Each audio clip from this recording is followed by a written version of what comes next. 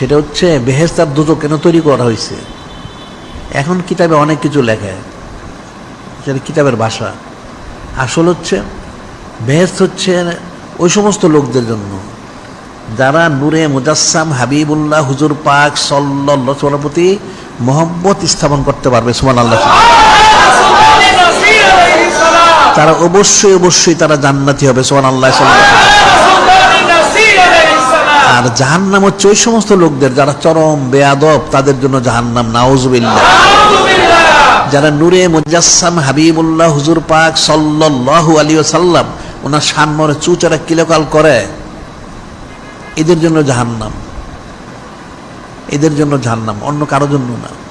একটা লোক যত কিছুই করুক, নিসবত করব ছাড়া তার কোনো আমল কোনোদিন কবুল হবে না। যেমন হাদিস রয়ে গেছে, আবু মাসউদ আনসারী বলছেন, ক্বালা রাসূলুল্লাহ সাল্লাল্লাহু আলাইহি ওয়াসাল্লাম মান সাল্লা সালাতান, যে নামাজ পড়ল, আলিমা সাল্লাল্লাহু আলাইয়া ওয়ালা আহলে বাইতি লাম তুকবাল মিনহু মান সাল্লা সালাতান।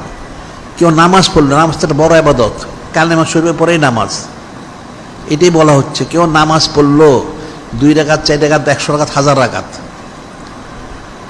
মান সাল্লা আলাম ইউসাল্লি ফিহা আলাইয়া ওয়ালা আলা আহলে বাইতি। নূরে মুজাসসাম হাবিবুল্লাহ হুজুর পাক সাল্লাল্লাহু আলাইহি ওয়াসাল্লাম ইরশাদ করেন, এই নামাজের মধ্যে সে আমার প্রতি, আমার আহলে বাইত সুন্নতের প্রতি সে সালাত পাঠ করলো না,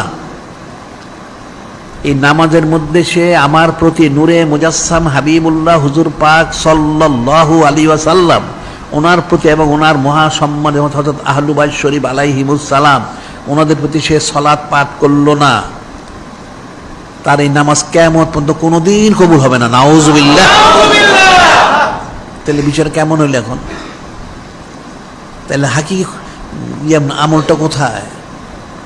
হাকিকত হচ্ছে নূরে মুজাসসাম হাবিবুল্লাহ হুজুর পাক সাল্লাল্লাহু আলাইহি ওয়াসাল্লামের জন্য খুশি বহর প্রকাশ করা, এটার সবচেয়ে মূল আমল।